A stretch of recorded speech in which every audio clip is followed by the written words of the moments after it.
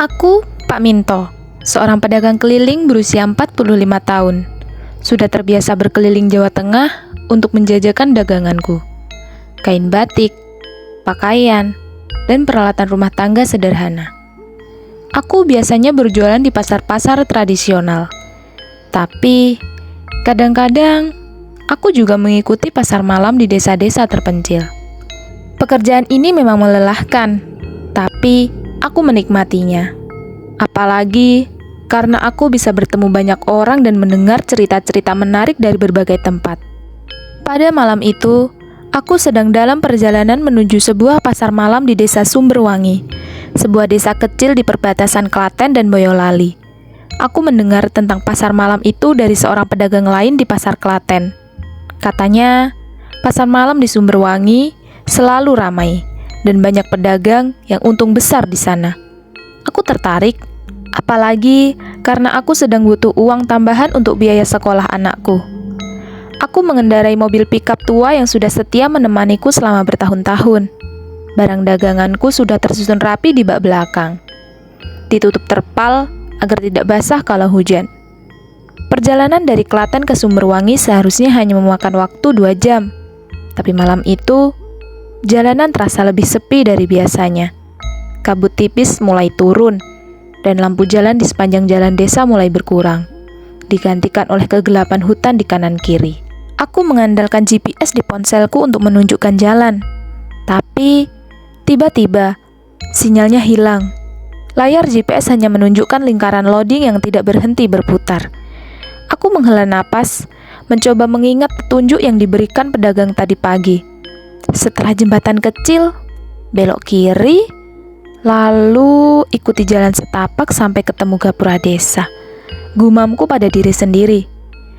Aku menemukan jembatan kecil yang dimaksud. Lalu, membelokkan mobil ke kiri, masuk ke sebuah jalan setapak yang sempit. Jalan itu tidak beraspal, hanya tanah liat yang licin karena hujan ringan tadi sore. Pohon-pohon di sekitar jalan semakin rapat, dan suasana semakin sunyi. Hanya ada suara mesin mobilku dan jangkrik yang bersahutan. Setelah beberapa menit, aku melihat sebuah gapura kayu tua di kejauhan. Gapura itu sederhana, dengan tulisan yang sudah pudar. Tapi, aku tidak bisa membaca apa yang tertulis karena catnya mengelupas. Aku menganggap itu adalah pintu masuk desa Sumberwangi. Jadi, aku melanjutkan perjalanan. Tapi, semakin aku masuk, suasana semakin aneh. Jalanan yang tadinya sempit mulai melebar, dan dari kejauhan, aku melihat lampu-lampu temaram seperti lampu minyak menerangi sebuah pasar malam. Aku tersenyum lega. Akhirnya, sampai, gumamku. Aku memarkirkan mobil di pinggir jalan, lalu turun untuk menyiapkan daganganku. Namun, saat aku melangkah menuju pasar, aku merasa ada yang tidak beres.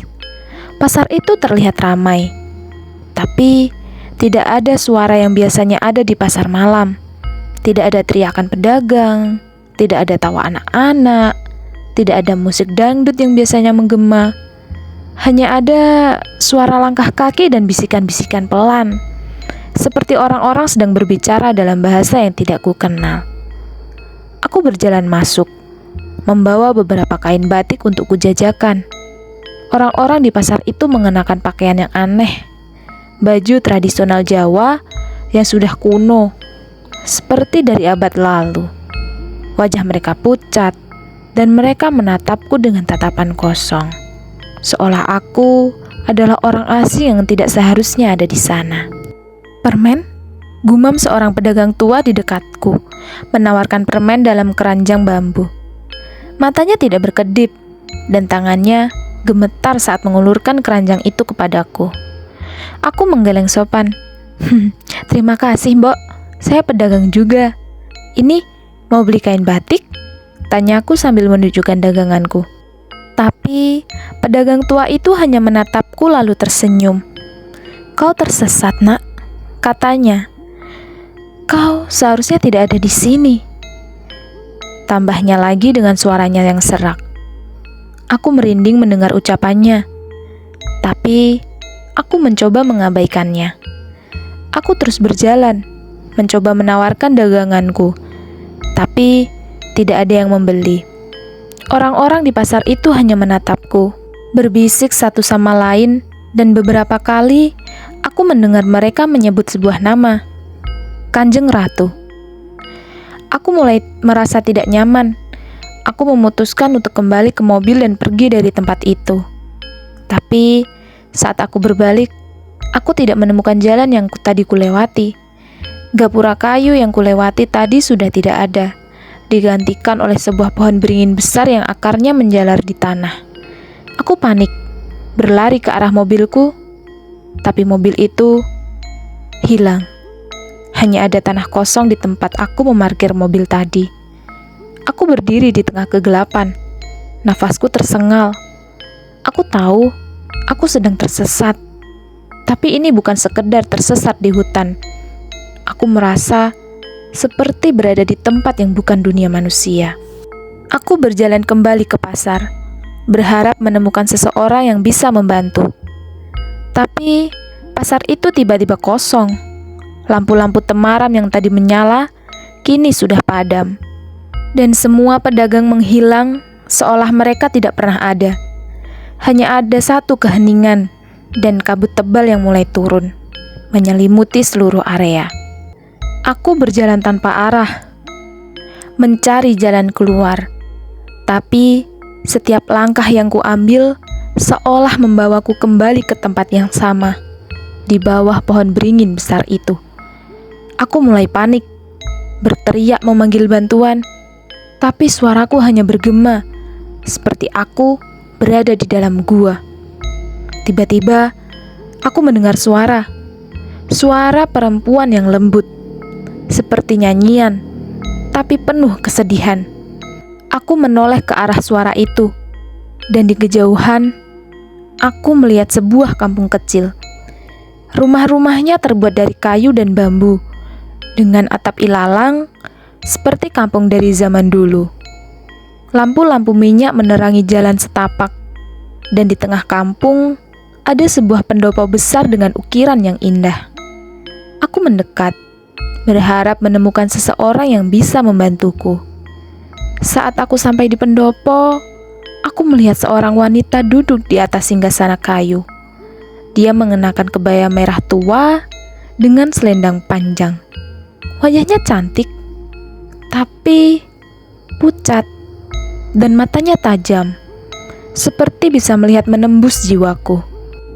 Di sekitarnya ada beberapa orang, pria dan wanita, yang berdiri dengan kepala menunduk, seperti sedang menghormat. "Selamat datang, Pak Minto," kata wanita itu. Suaranya lembut, tapi penuh wibawa. "Aku Kanjeng Ratu, penguasa kampung ini." Aku membeku, jantungku berdegup kencang. "Maaf, saya tersesat," kataku. "Saya cuma mau ke pasar malam Sumberwangi. Tolong, saya mau pulang," suaraku gemetar. "Saya cuma mau ke pasar malam di Sumberwangi. Tolong, saya mau pulang," suaraku gemetar. Kanjeng Ratu tersenyum, tapi senyumnya dingin. "Kau tidak tersesat, Pak Minto. Kau dipanggil ke sini. Kampung ini bukan bagian dari dunia manusia. Ini adalah kampung gaib, tempat para arwah yang belum tenang berkumpul." Aku merinding mendengar ucapannya. Aku mencoba mundur, tapi kakiku terasa berat, seperti ada yang menahanku. "Saya tidak sengaja masuk ke sini," kataku berusaha tenang. "Tolong, biarkan saya pulang. Saya punya anak dan istri yang menunggu." Kanjeng Ratu menatapku dengan tatapan penuh arti. "Kau boleh pulang, tapi ada syaratnya," katanya. "Kau harus tinggal di sini selama 3 malam dan membantu kami menyelesaikan sebuah masalah. Jika kau berhasil, kau boleh pergi. Jika tidak, kau akan menjadi bagian dari kampung ini selamanya." Aku tidak punya pilihan. Aku mengangguk, meskipun hatiku dipenuhi ketakutan. Kanjeng Ratu memerintahkan seorang pria tua bernama Mbah Joyo untuk mengantarku ke sebuah rumah kecil di ujung kampung. Rumah itu sederhana, dengan perabotan kayu tua dan lampu minyak sebagai penerangan. "Jangan keluar rumah setelah tengah malam," kata Mbah Joyo sebelum pergi. "Dan jangan dengarkan apapun yang kau dengar di luar." Aku mengangguk, lalu masuk ke rumah dan mengunci pintu. Malam itu, aku tidak bisa tidur. Aku terus memikirkan anak dan istriku, berharap aku bisa keluar dari tempat ini secepat mungkin. Pagi harinya, Mbah Joyo datang menjemputku dan membawaku ke pendopo. Kanjeng Ratu sudah menunggu di sana, bersama beberapa warga kampung yang wajahnya pucat dan matanya kosong. "Kampung ini sedang dalam bahaya," kata Kanjeng Ratu. "Ada seorang arwah jahat yang bernama Nyi Blorong. Dia ingin mengambil alih kampung ini dan mengusir kami semua. Kau harus membantu kami menghentikannya." "Saya cuma pedagang biasa, Kanjeng," kataku. "Saya tidak tahu apa-apa tentang arwah atau hal-hal gaib. Bagaimana saya bisa membantu?" Kanjeng Ratu tersenyum. "Kau dipilih karena hatimu bersih, Pak Minto. Nyi Blorong takut pada orang-orang yang tulus. Kau harus menemukan pusaka yang disembunyikan di kampung ini. Sebuah keris bernama keris Empu Gandring. Keris itu satu-satunya yang bisa mengusir Nyi Blorong." Aku tidak punya pilihan selain menuruti perintah Kanjeng Ratu. Mbah Joyo memberiku petunjuk. Keris itu disembunyikan di sebuah sumur tua di tengah hutan kecil di belakang kampung. Aku harus mengambilnya sebelum tengah malam, karena Nyi Blorong akan muncul saat bulan purnama mencapai puncaknya. Aku pergi ke hutan kecil itu, membawa lampu minyak dan sebilah golok yang diberikan Mbah Joyo. Hutan itu gelap gulita, hanya diterangi oleh cahaya bulan yang samar. Aku menemukan sumur tua yang dimaksud, tapi sumur itu dalam dan airnya hitam pekat seperti tinta. Aku menurunkan tali yang kubawa, berusaha mencari keris itu. Tapi tiba-tiba aku mendengar suara dari dalam sumur. "Minto, turun ke sini." Suara itu perempuan, lembut tapi penuh godaan. Aku membeku, ingat peringatan Mbah Joyo untuk tidak mendengarkan suara-suara aneh. Aku mencoba mengabaikannya, tapi suara itu terus memanggil, dan tiba-tiba air di sumur mulai bergetar. Sebuah tangan pucat muncul dari dalam air, mencoba meraih tanganku. Aku menarik tali dengan cepat, dan untungnya ujung tali menyentuh sesuatu yang keras. Aku menariknya ke atas, dan ternyata itu adalah sebuah keris tua dengan sarung kayu yang sudah lapuk. Aku mengambil keris itu, berlari kembali ke kampung, dan menyerahkan kepada Kanjeng Ratu. "Bagus," kata Kanjeng Ratu. "Malam ini Nyi Blorong akan datang. Kau harus berdiri di depan pendopo dan menghadapinya dengan keris ini." Malam itu, aku berdiri di depan pendopo, memegang keris Empu Gandring dengan tangan gemetar. Kabut tebal turun, dan suara nyanyian yang mengerikan terdengar dari kejauhan.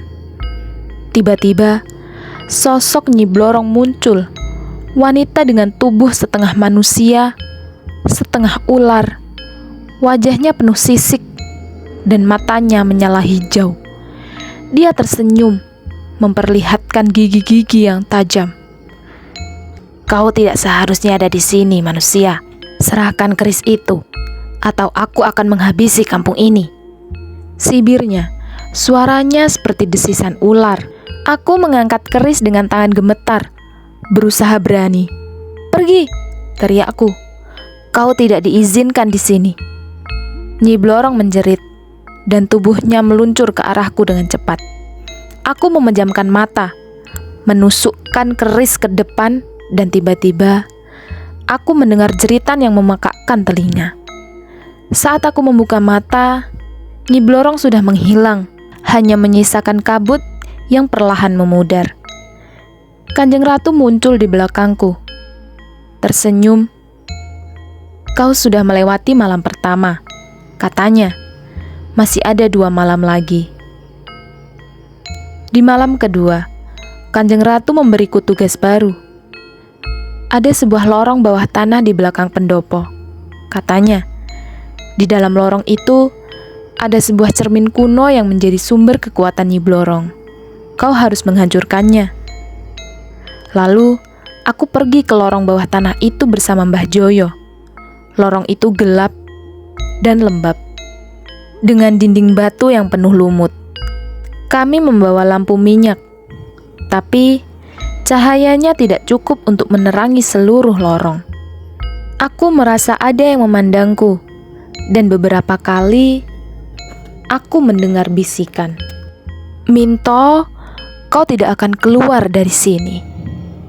Aku mencoba mengabaikannya, tapi semakin dalam kami masuk, suasana semakin mencekam.